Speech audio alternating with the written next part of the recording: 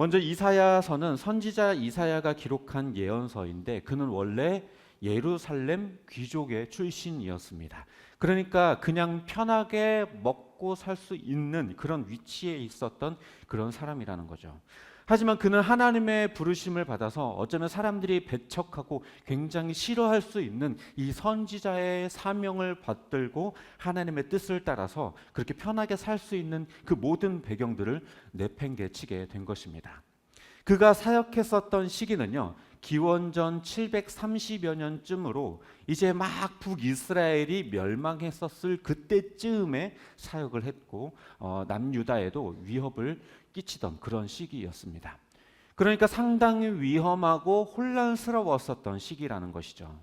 1절에서 언급된 수불론 땅과 납달리 땅은 북이스라엘의 갈릴리 지역으로 북쪽 경계에 있었기 때문에 외부 세력으로부터 가장 먼저 침략을 당하는 그런 지역이었습니다. 그래서 본문은 그 지역을 어둠 속에 고통받던 땅이다, 그리고 죽음이 드리운 땅이다, 이렇게 얘기를 하고 있습니다. 매일 눈앞에서 가족들이 끌려가고 집이 불타고 언제 죽을지 모르는 공포가 일상이었었던 그런 지역이었던 거예요. 침략자의 군화 그리고 피 묻은 군복이 가장 먼저 닿는 땅이었고 그런 죽음의 그림자가 늘 드리우는 그런 굉장히 어두웠던 그런 지역이었죠. 이 본문이 쓰였던 그 당시에도 이미 북이스라엘이 멸망했었던 상황으로 매우 암울하고 그런 혼란스러운 상황이었습니다. 하지만 이사야는 하나님께서 미디안을 치시던 날처럼 그 대적들을 물리치시고 그들의 압제로부터 그들을 구원하겠다라고 말씀을 하고 있습니다. 여기서 미디안을 치시던 날이라는 건 언제를 뜻할까요? 미디안을 치던 날이 언제예요? 미디안을 치던 날. 이거 맞추는 분에게 상품권.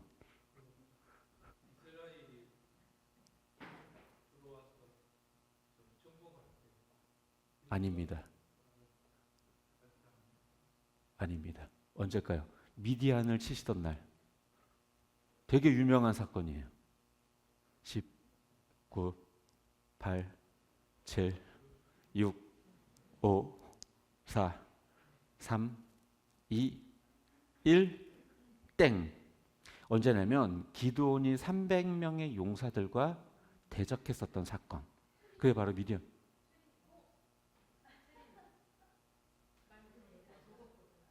네? 어떻게 맞췄어요? 오케이. 상품권. 네, 기드온이 300명의 용사와 함께 싸웠었던 대적이 바로 미디안 대적이었습니다. 300명만으로는요, 이 미디안의 13만 5천이라고 하는 그 대군을 물리친다라는 건 사실상 불가능한 일이었어요. 게다가 그들이 손에 들었던 것은요, 칼이 아니라 횃불이 들어있는 항아리였어요.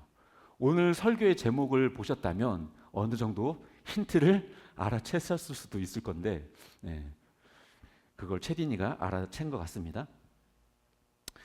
즉 그 승리라고 하는 것은 어떤 군사력이나 훌륭한 무기를 가지고 얻어낸 것이 아니라 하나님께서 이뤄내신 승리였던 거예요. 그렇게 하나님께서 미디안을 항아리에 든 횃불로 물리치신 것처럼 하나님께서 멸시당하던 그 갈릴리를 영화롭게 하고 대적들을 물리쳐서 이스라엘에게 지워졌던 그 멍에를 부수고 그 침략자들의 군화와 피 묻은 군복을 땔감으로 만들어버리겠다라고 하시는 것이죠. 그리고 또 추수 때의 농부들처럼, 그리고 전쟁 후 전리품을 얻은 군인들처럼 기뻐하게 될 것이라고 이 이사야는 예언을 하고 있습니다. 그리고 또 이 일을 위해서 한 아기가 태어나게 될 것인데 그는 놀라우신 조언자, 전능하신 하나님, 영존하시는 아버지, 평화의 왕이라고 불릴 것이며 또 그의 왕권은 더 커지고 그 평화는 영원할 것이다. 다윗의 보좌의 왕국에 앉아 있게 될 것이고 영원히 그 공평과 정의로 그 나라를 굳게 세우게 될 것이다라고 이사야는 예언합니다. 아마도 이 말씀을 듣고 많은 사람들은 그럼 이제 북이스라엘이 다시 회복되나 보다라고 생각했을지도 몰라요. 그리고 그 외부 세력으로부터 자신들을 완전한 평화로 이끌어줄 뭔가 대단한 군주가 나타나게 될 거라는 기대를 했을지도 모릅니다. 하지만 실제 역사는요, 어땠습니까? 머지않아 남유다도 바벨론에 멸망당하고 말았죠. 그러니까 오늘 본문의 말씀을 문자 그대로만 본다면 실패한 예언이 되어버리는 거예요. 북이스라엘은 회복되지 않았고요. 영원한 평화라는 것도 오지 않았습니다. 물론 후에 포로 귀환을 통해서 그들이 다시 이스라엘 땅, 유다 땅으로 돌아오기는 했지만 본문이 말하는 것처럼 그런 강력한 나라가 되지도 않았을 뿐만 아니라 도리어 다시 로마의 속국이 되어버리기도 했죠. 하지만 오늘 본문의 말씀을 영적인 의미로 해석한다면 아주 놀라운 예언의 말씀이 됩니다. 영적인 의미로 보면 이 예언은 한 아기의 탄생이 가져온 놀라운 구원의 역사에 대한 예언이기 때문에 그렇습니다. 과거 우리의 영적인 상태는요, 어쩌면 오늘 본문이 말하는 갈릴리 지역과 같았습니다. 이미 원수의 손에 멸망당한 갈릴리 지역처럼 죄로 인해 사탄에게 지배를 받게 되었죠. 군홧발에 짓밟히고 멍에에 억눌리며 죽음의 그림자가 드리웠고 빛 한 줄기 없는 그 흑암 속에 놓인 것처럼 죄와 사망의 압제 속에서 아무런 희망도 볼 수 없고 그저 죽을 날만 기다리는 사람들처럼 하나님의 진노 앞에 설 날만을 다가옴을 바라볼 수밖에 없는 그런 우리였습니다.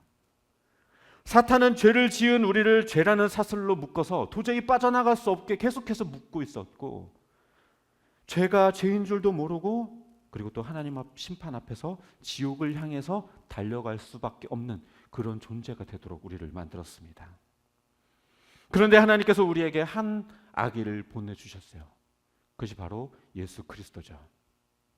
그런데요, 뭔가 사탄을 대적하고 우리를 죄에서 건져내려면 당장에 뭔가 대단한 큰 능력을 가지고 있는 뭔가 위엄을 가진 왕의 모습으로 딱 하고 나타나야 될 것 같은데, 예수님이 나타나신 그 모습은요, 너무 평범하고 너무 연약한 아기의 모습이었어요.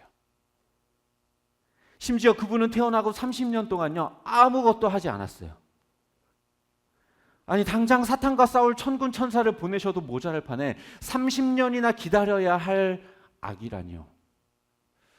마치 그 누구도 알아보면 안 된다는 듯 숨겨서 보내듯이 아기의 모습으로 메시아이신 예수님이 이 땅에 태어나신 것입니다. 그러다가 드디어 세상에 자신을 드러내기 시작하셨습니다. 하지만 그 모습도 우리가 기대하는 강력한 군주나 장군의 모습은 아니었어요. 오히려 가난하고 소외된 자들과 함께 식사를 하고 알아주지도 않는 12명을 제자로 삼아 그냥 시정잡배 마냥 계속해서 돌아다니기만 했습니다. 심지어 제자들마저도요, 정치적인 힘을 앞세워 로마를 몰아내고 헤롯 정권을 몰아내줄 거라고 그들은 예수님을 향해서 그렇게 기대를 했어요. 그러나 예수님은 그런 모습을 전혀 보이시지 않았습니다. 오히려 그들에게 잡혀서 십자가에 달려 죽으시게 되죠. 하지만 그가 곧 십자가에 달리실 때에 드디어 죄의 사슬이 끊어지게 되고 사람들을 올가매던 멍에가 풀어지게 되었습니다. 예수님께서 십자가에 달려 죽으실 그때에 사탄의 권세가 무너지게 되고 죽음의 그림자가 드디어 사라져버리게 되었어요. 마치 기드온의 군대가 횃불을 항아리에 숨겨서 그 적진에 들어가서 그 항아리를 깨뜨렸을 그때에 그 밝은 횃불이 빛나게 된 것처럼 예수 그리스도께서 십자가에서 그 육체가 깨뜨려질 때에 비로소 온 세상에 생명의 빛이 드러나게 된 거예요. 그가 미디안을 치셨던 것처럼 우리의 어깨를 짓누르던 그 죄의 모든 멍에를 부숴버리셨고 모든 사탄의 압제를 무너뜨리시게 된 겁니다. 인간의 힘으로는 도저히 할 수 없는 그 일, 죄와 사망의 그 문제를 해결해 버리셨고 하나님과 우리 사이에 막혀 있었던 그 담을 예수 그리스도라는 그 횃불로 다 없애버리셨던 겁니다. 그래서 예수 그리스도의 나심은요, 단순히 위대한 어떤 누군가의 탄생이 아니라 하나님께서 악이라는 항아리에 그 빛을 담아서 우리 가운데 보내주신 놀라운 역사인 거예요. 어둠을 몰아내기 위해 그 감추인 횃불과 같이 이 세상에 보내어지신 것입니다. 말씀을 정리하도록 하겠습니다. 이제 곧 성탄절이 다가옵니다. 수많은 트리와 현란한 장식들이 거리를 뒤덮고 있죠. 그런데 이어령 교수가 이런 얘기를 했어요. 지성에서 영성으로 나는 책에서 빛은 자신이 빛나기 위해서 존재하는 것이 아니라 어둠 속에 있는 것들을 보이기 위해서 존재한다. 그러니까 빛이라고 하는 것은 누군가의 환호를 받기 위해서 존재하는 것이 아니라 누군가의 어둠을 몰아내고 그들에게 생명을 주기 위해서 존재한다라는 거예요. 횃불을 항아리에 숨겼다가 그 항아리를 깨뜨려서 그 빛을 드러내는 것처럼 하나님께서는 그런 놀라운 반전을 예수 그리스도를 통해서 우리에게 보여주셨던 거예요. 강력한 군주나 장군의 모습이 아니라 매우 작고 연약한 한 아기를 세상 가운데 보내어 십자가를 통해 사탄의 그 권세를 무너뜨리고 우리 안에 있는 어둠을 몰아내 빛 가운데로 우리를 인도하신 사건이었던 거예요. 사실 악을 대적하기에 무력은요, 절대 강력한 무기가 되지 않습니다. 악은 선으로만 이길 수 있습니다. 어둠을 이기는 힘은 더 짙은 어둠이 아니라 빛이에요. 어둠을 몰아낼 수 있는 것은 빛밖에는 없습니다. 완전한 평화라고 하는 것도 대립과 무력으로는 얻어낼 수가 없어요. 그래서 하나님께서는 우리에게 완전한 평화를 주시기 위해서 항아리에 담긴 횃불같이 아기의 모습에 담긴 그 예수 그리스도, 그 메시아를 담아서 우리에게 보내주신 것입니다. 그래서 예수께서 탄생하실 때 천사들이 노래하기를 하늘에는 영광, 땅에는 평화라고 노래한 것이죠. 흑암과도 같았던 우리의 인생에 찾아오신 진정한 빛이신 예수 그리스도, 항아리에 담긴 횃불처럼 연약한 아기의 모습으로 오신 예수님, 그분이 그렇게 연약한 모습 그대로 우리에게 찾아오신 그 날이 바로 성탄절입니다. 화려한 트리의 불빛은 사람들의 환호를 받을 수는 있겠지만 우리 삶에 존재하는 어둠을 몰아내주지는 못합니다. 예수 그리스도만이 우리의 삶에 존재하는 그 어둠을 몰아내고 우리를 빛 가운데로 인도해 주실 수 있습니다. 물론 그렇다고 해서 트리와 화려한 장식들을 보며 즐기는 것이 문제 있다라고 말하는 것은 아니지만 무엇이 진정 우리들의 삶에 필요한 빛인가를 우리가 생각해야 한다는 것입니다. 바라기는 성탄의 화려한 불빛에 가려 우리 삶의 진정한 빛으로 오신 예수 그리스도를 보지 못하는 일이 없도록 항아리에 감춰진 횃불이신 예수를 더 깊이 묵상하는 저와 여러분 되시기를 주님의 이름으로 축복합니다.